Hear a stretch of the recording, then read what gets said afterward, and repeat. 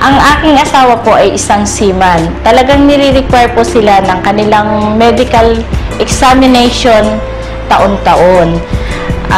Lately na lang po, nani-require po sila na examination nila para sa Hepa B.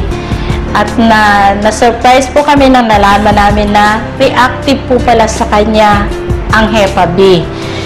Nag-second opinion po kami sa ibang doktor and then sinabi na wala nang kagalingan ang Hepa B. Last November po, nagkaroon po ulit siya ng medical examination bago po siya umakyat ulit ng barko. And then sa amin pong pagtataka, bakit po kami pabalik-balik na pinababalik ng doktor at 3 beses po ulit siyang kinuna ng dugo.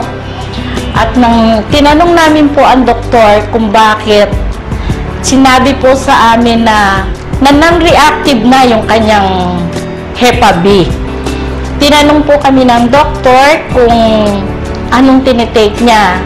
At sinabi po namin na complete plus yung white light para po sa liver. And then lately po yung ating C24/7. Naniniwala po kami na sa produkto ng AIM Global ay walang imposible.